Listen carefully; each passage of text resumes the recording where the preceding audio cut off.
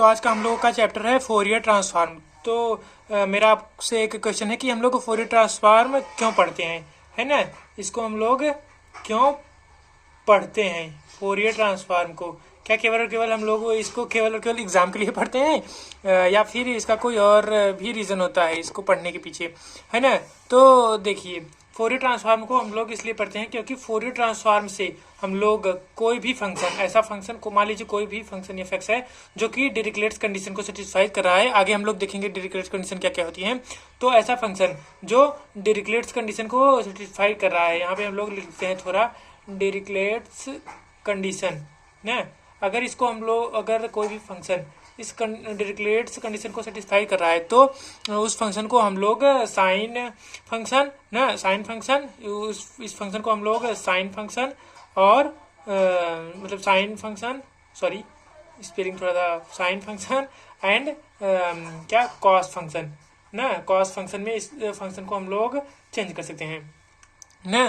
तो जी हाँ, यही रीज़न होता है।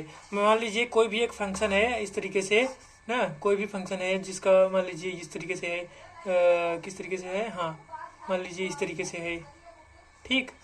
तो इसको हम लोग इस तरीके से कोई भी फंक्शन है, इसकी हम लोग को फ्रिक्वेंसी ज्ञात करना है और फ्रिक्वेंसी ज्ञात करना है, जिससे हम लोग इसका बहुत ज़्यादा ज़रूरत होता है ना। कोई हॉस्पिटल में जो वेव होती हैं ना, तो उनका फ्रिक्वेंसी ज्ञात करने के लिए हम लोग को फोरियर ट्रांसफॉर्मिंग का ही यूज़ करते हैं।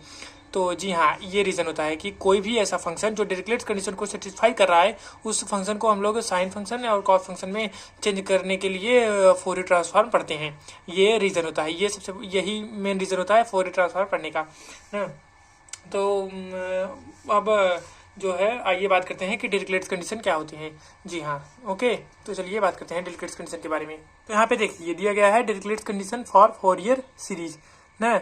तो इसमें पहला है कि एफ जो है वो पीरियाडिक होना चाहिए, सिंगल वैल्यूड होना चाहिए और फाइनाइट होना चाहिए। तो पहली बात होती है कि ये जो पीरियाडिक है, ये पीरियाडिक क्या होता है ना। तो मेरे हिसाब से आप लोग जानते होंगे, नहीं जानते होंगे तो थोड़ा सा इसके बारे में मैं एक्सप्लेन कर देता हूँ कि जो एफ है ना, वो पीरियाडिक होना चाहिए। मतलब कि वो अपनी वैल्यू को रिपीट करी ना, और सिंगल वैल्यू होना चाहिए। मतलब किसी एक वेरिएबल के लिए वो जो एफ है ना, वो एक ही वैल्यू दे ना, ऐसा नहीं कि दो दो तीन तीन वैल्यू दे ना। जैसे कुछ लोग करते हैं ना कि एक गर्लफ्रेंड नहीं रखेंगे, दो दो तीन तीन गर्लफ्रेंड रखेंगे ना। और उसके बाद ये एफ एक्स फाइनाइट होना चाहिए। दूसरा कंडीशन क्या है? दूसरा कंडीशन है कि एफ एक्स जो है वो फाइनाइट नंबर ऑफ, उसके पास डिसकंटिन्यूटी हो ना, फाइनाइट नंबर ऑफ डिसकंटिन्यूटी केवल फाइनाइट नंबर पे हो, हर जगह डिसकंटिन्यूस ना हो ना। फिर इसका तीसरा कंडीशन है कि एफ एक्स जो है उसके पास almost finite number of maximum minima हो।